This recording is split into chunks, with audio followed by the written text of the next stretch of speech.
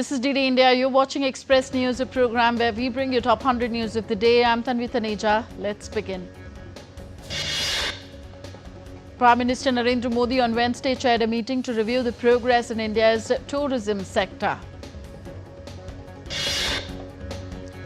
India's Foreign Secretary Vikram Misri is briefing the 7 MP delegations on Tuesday as they are set to visit 33 countries to brief global leaders on India's resolve to deal with terrorism firmly against the backdrop of Operation Sindoor.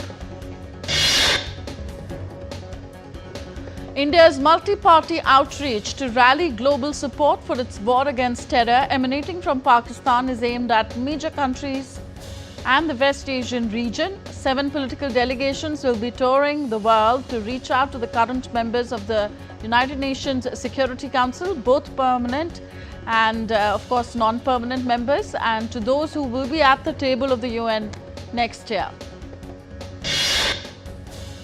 The Border Security Force has announced the resumption of ceremonial retreat ceremony at 3 locations in Punjab along the Pakistani border starting Tuesday, 6 p.m. Indian Standard Time. However, the BSF troops will not shake hands with Pakistani rangers and the gates will not be opened during the beating retreat ceremony.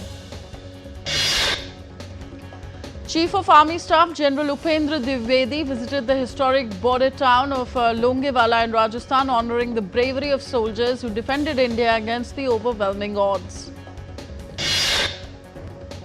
During an interaction with troops from various forces, General Upendra Dwivedi praised their courage and operational readiness in Operation Sindoor amid the recent tensions in Rajasthan and Gujarat.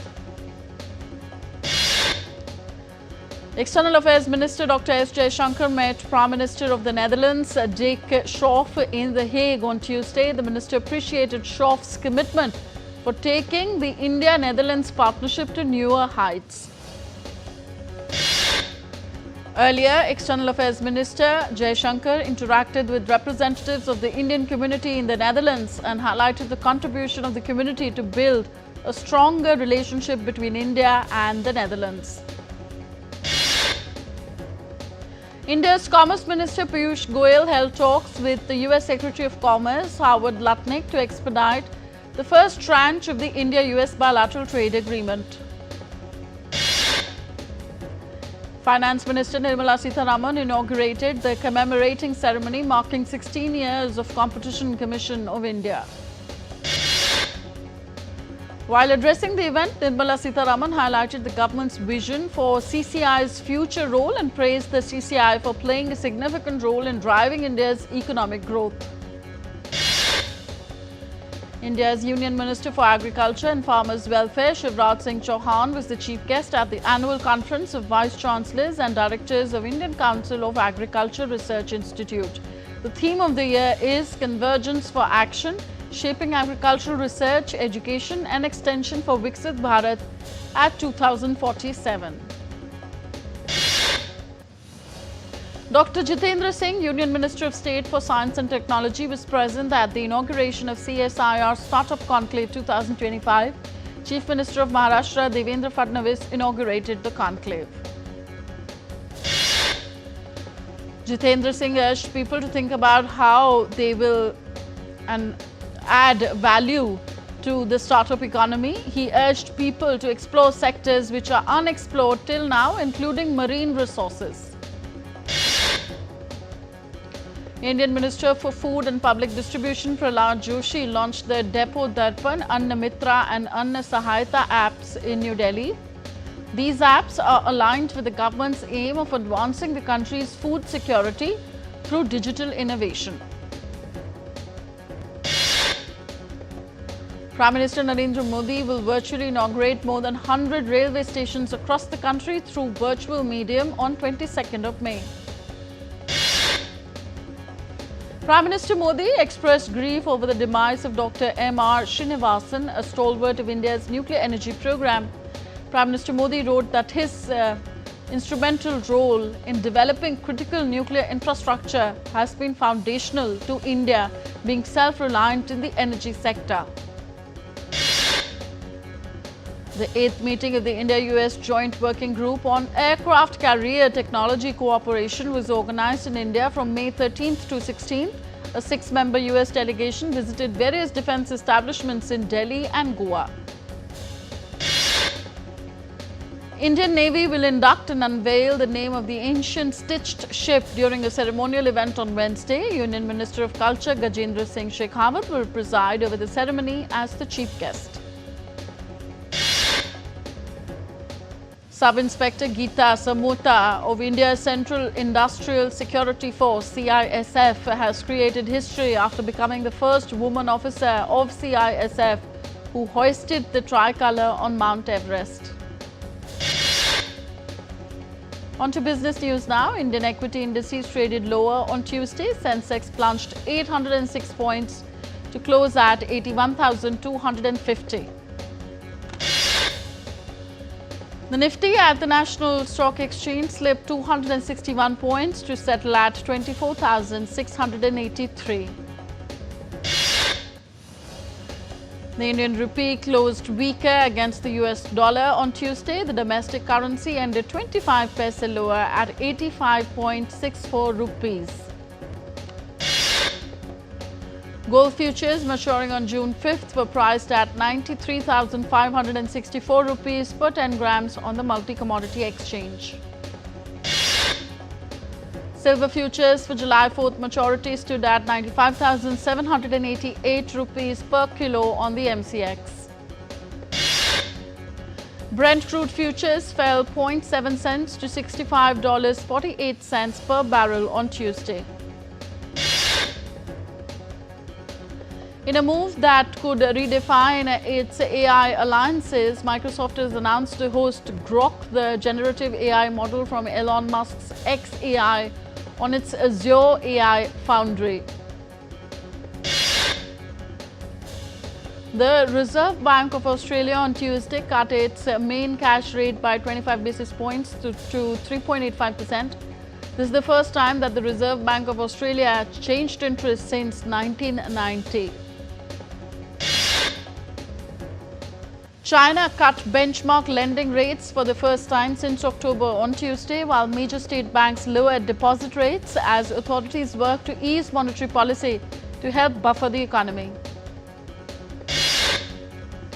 Apple supplier Foxconn will invest 1.5 billion rupees in its India unit, the company said in a filing, as the iPhone maker shifts more manufacturing out of the tariff-hit China.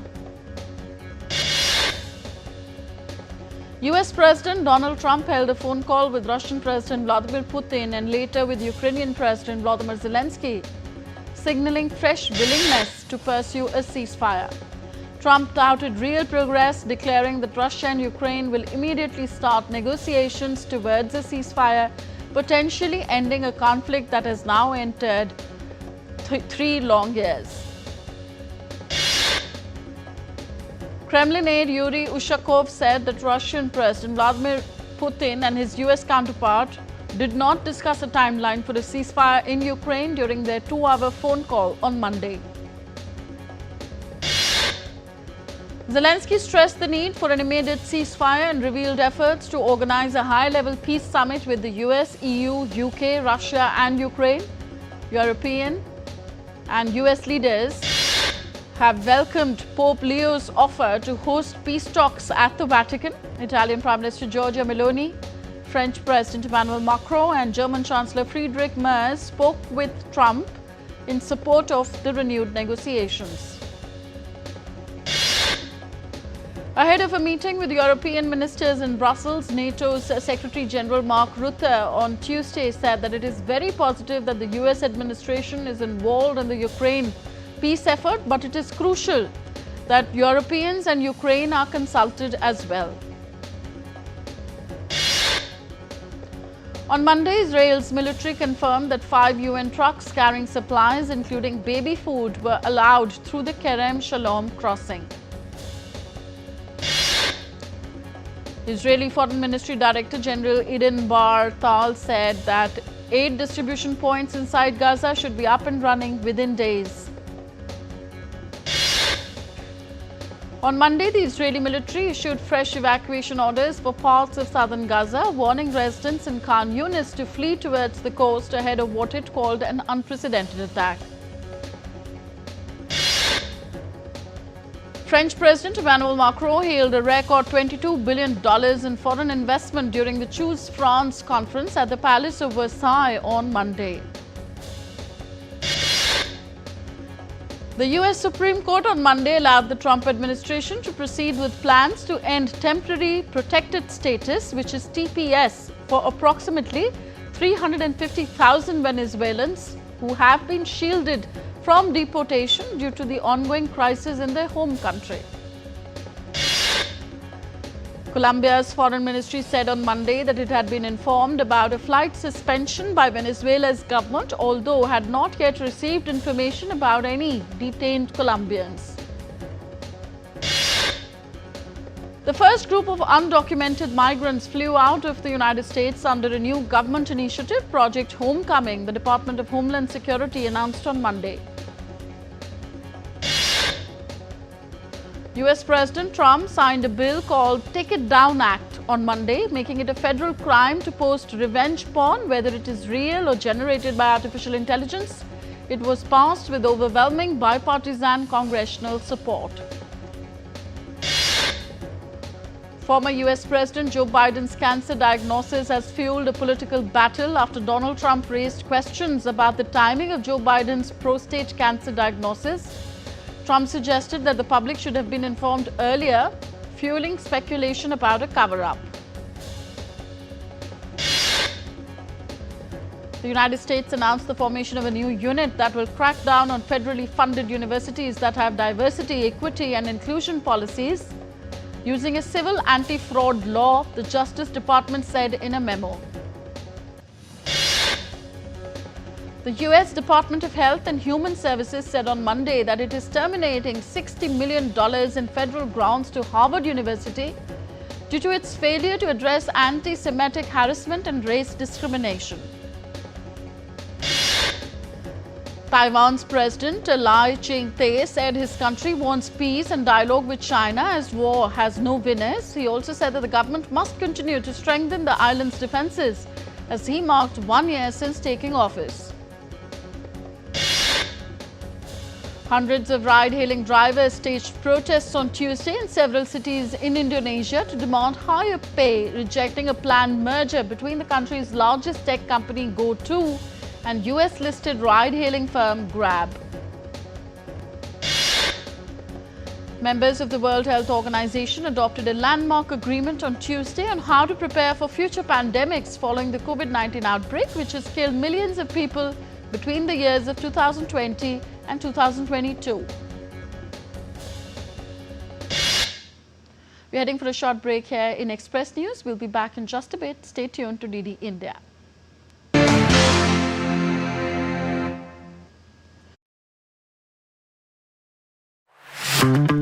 Goa, a food paradise, both steeped in historical culinary tradition and at the forefront of a modern-day food revolution that is fresher, more local, and more global than ever before. I'm embarking on a journey across the state to explore the very best of food here. This is honestly my favorite way to eat an egg. Break bread with some of Goa's most loved chefs and understand what food really means to communities here.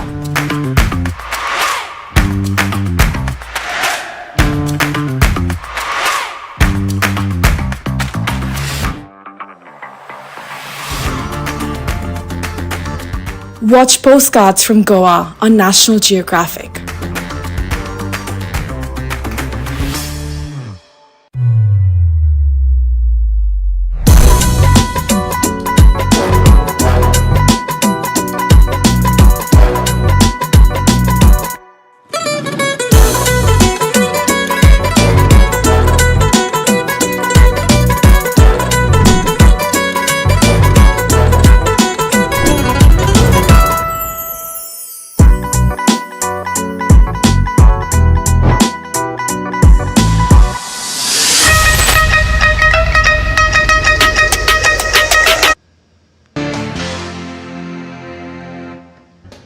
Welcome back. You're watching Express News on DD India. Let's resume.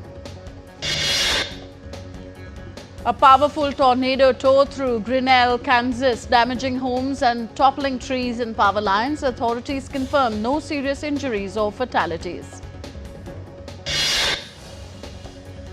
A severe hailstorm has struck Longaine, south of Toulouse, as weather alerts remain in place across southern France, with storms expected to continue throughout the week. Drone footage revealed widespread damage in North St. Louis, Missouri, following deadly tornadoes across the U.S. Midwest that claimed at least 25 lives.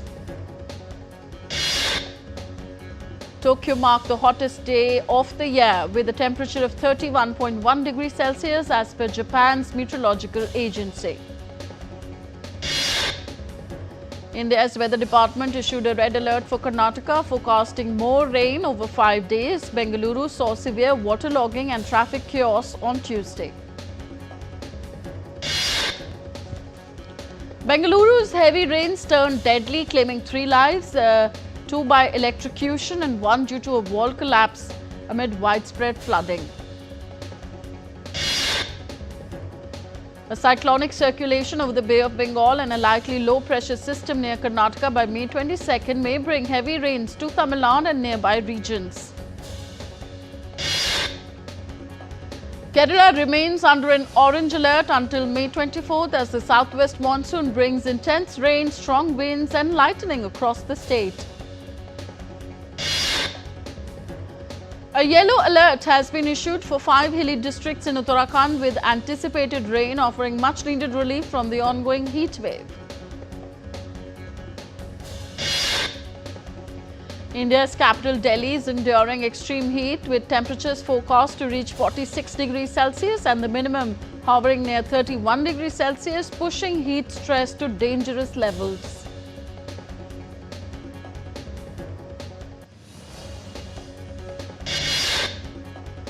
Hundreds gathered in Santo Amaro for the 136th Bembe de Mercado festival, blending Afro-Brazilian music, dance and rituals in celebration of the end of slavery. In London, gardeners, celebrities and charities showcased their creations at the Chelsea Flower Show. More than 140,000 visitors are anticipated to explore 400 exhibits over 5 days as the Chelsea Flower Show highlights sustainability and creative gardening solutions. Northern Mexico's cattle farmers are stepping up pest control after the New World screwworm was found in the south, prompting the US to halt imports of cattle, horses and bison from the country. Nearly 1,000 burrells, agile, cliff-dwelling mountain goats were recorded foraging in the northwest China's Kiliuan County, highlighting a rare wildlife sighting.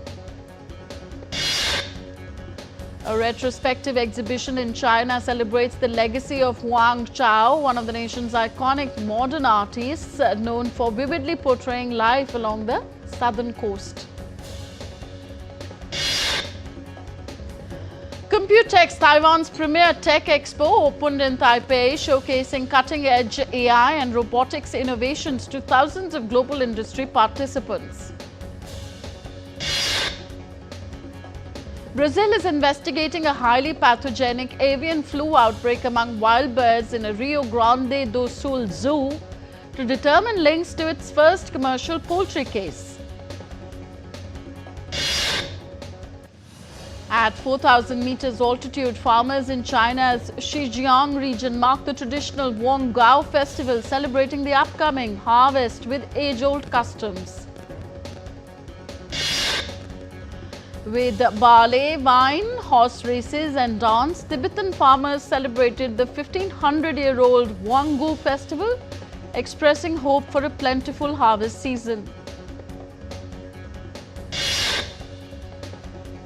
Hong Kong's Transport Department is installing next-generation audible traffic signals for the visually impaired. The devices will announce street names when activated. In Cairo, 23-year-old coach Abdul Rahman Ismail rode his motorcycle with a white dove flying beside him, a bird he trained to free fly through city streets. Tourists flock to see Bummy, the orphaned elephant featuring in the Oscar-winning film The Elephant Whisperers at a rehabilitation centre in Ooty, southern India. Kaziranga National Park and Tiger Reserve welcomed over 4.43 lakh visitors this season, becoming India's third most visited national park with a 35% rise from last year. A large number of worshippers gathered at the Lete Hanuman temple in Uttar Pradesh's Prayagraj for the second big Tuesday of the Jyesht month. The Alpha team walked the red carpet at the 78th Cannes Film Festival, directed by Julia Ducarneau. The film is set during the 1980s AIDS crisis and is in competition for Palme d'Or. Rihanna and Rakeem Atleston Meyers, known professionally as ASAP Rocky, made a stunning appearance at Cannes. In the premiere of the movie Fountain of the Youth, actress Natalie Portman says that it's a great adventure story. The film follows a thrilling emotional journey with Portman leading the cast. The live-action remake of Lilo and Stitch premiered in Los Angeles, bringing a fresh, heartfelt take on the beloved story of friendship and family. Nigeria makes its Cannes debut with My Father's Shadow, a film that explores masculinity and family ties. The powerful story offers fresh insights into complex relationships and cultural expectations. Tariq Saleh returned to Cannes to premiere Eagles of the Republic, the final chapter of his acclaimed Cairo trilogy. Director Faith Akin's new film Amru made its debut at Cannes. The film offers a quiet look at Germany's past and its impact today. Yash Raj Films released the teaser for War 2, starring Hrithik Roshan and Junior NTR in a thrilling face-off. Directed by Ayan Mukherjee, the film marks Junior NTR's Bollywood debut. Bollywood actor Tushar Kapoor stars in a horror comedy movie, Kap Kapi, releasing on Friday alongside Sonia Rathi and Shreyas Talpade. Actors Sharmila Tagore and Simi Garewal, known for their iconic roles in Indian cinema, came together at Cannes 2025 to celebrate filmmaker Satyajit Ray. In the IPL, Chennai Super Kings faced Rajasthan Royals in a dead rubber encounter at the Arun Jaitley Stadium in New Delhi. Sunrisers Hyderabad knocked Lucknow Super Giants out of IPL playoffs race with a comprehensive 6-wicket win. LSG's Digvesh Singh Rathi has been fined 50% of his match fees for breaching the IPL Code of Conduct. SRH batter Abhishek Sharma was also fined 25% of his match fees for breaching the IPL Code of Conduct. SRH's Harshal Patel became the fastest bowler to take 150 wickets in IPL, surpassing Jasprit Bumrah and Lasith Malinga. Mumbai Indians have named Johnny Bairstow as replacement for all-rounder Will Jacks for the remainder of the IPL. Charith Asalanka and Richard Gleeson will replace Corbin Bosch and Ryan Rickleton, who will leave for national duties. Thailand and Nepal have qualified for the upcoming ICC Women's T20 World Cup 2026 qualifier. Ireland all-rounder Curtis Campher and seamer Rai Young-Shev have been ruled out of the 3-game series against West Indies due to injuries. Delhi Chief Minister Rekha Gupta inaugurated the Delhi Games 2025 at the Talkatore Stadium in New Delhi on Tuesday. The 69th edition of the annual Soccer Awards Ballon d'Or is scheduled on September 22nd in Paris. Tottenham Hotspur have arrived in Bilbao ahead of their Europa League final on Wednesday. Brighton secured a 3-2 upset win over champions Liverpool in the English Premier League. To celebrate 100 years of Indian hockey, Hockey India has signed an MOU with Amity University for a special education scholarship program. And the grand tennis side of the US Open or the Ashe Stadium will undergo a major transformation as part of a renovation project. With that, we wind up this edition of Express News. Thank you for tuning in. Namaskar.